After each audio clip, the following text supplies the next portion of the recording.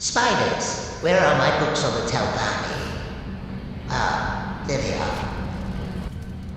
Welcome once again, everyone. Today, I am going to endeavor on finding out more of House Telvanni in Resdane, or as you would know it, Morrowind. We'll go through their history and their many strange ways in terms of sorcery. But also, luckily enough, I've been granted the illustrious opportunity to interview the famous Telvanni wizard, Neloth. Stay tuned.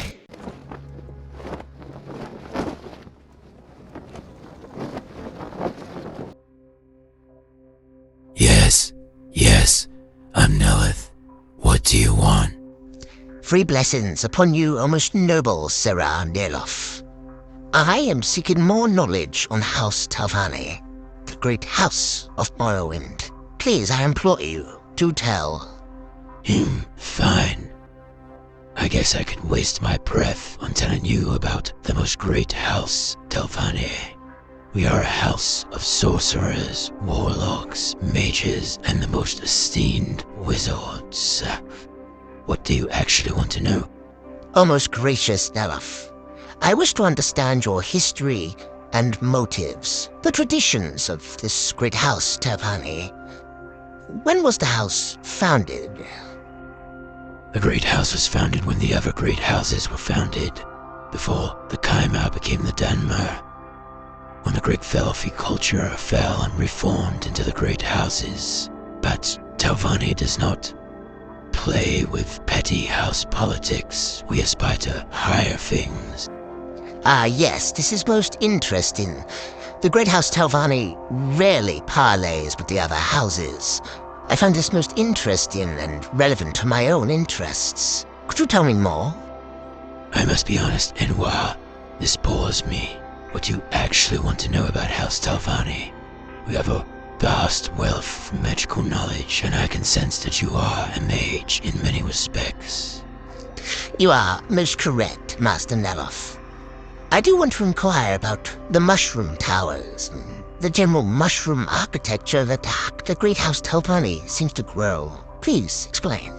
All Telvanni towers need magic and care to be properly grown and require a great deal of expertise across multiple fields. It is necessary for one to be familiar with construction, primarily to select and prepare a site, architecture, to understand what kind of shapes were appropriate for men and mer to live in, what roof patterns offer the greatest structural stability, and other such concerns. Magic, to be able to grow the fungus in the first place, and to guide its expansion later. Mycology, again, primary for site selection, is vital to know under what conditions the fungus can survive, and to what extent it can be manipulated for magical means.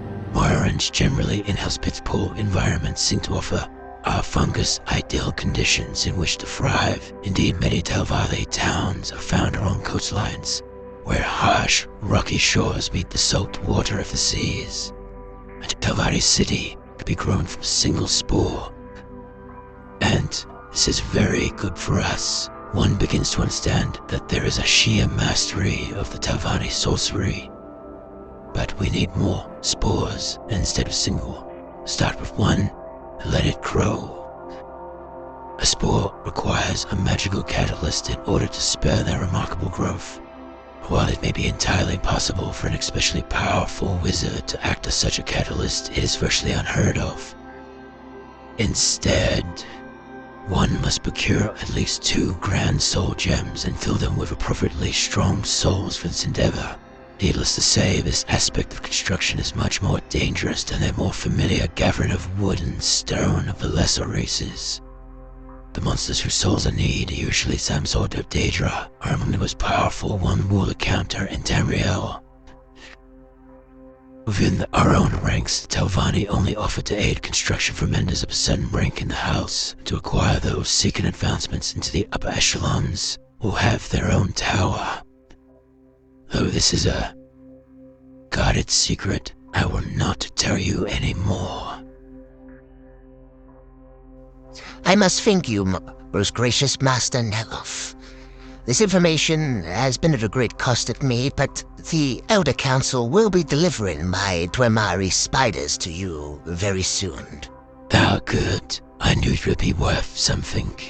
I look forward to studying them and dismantling them. I hope you weren't too fond of them. Not at all, Master Neloth. Please accept it as my humble gift to you for this grand knowledge you have given me. Yes, enough with the flattery. Now, be gone from me. This is boring. Goodbye. Now I should find out a way how I can steal my spiders back.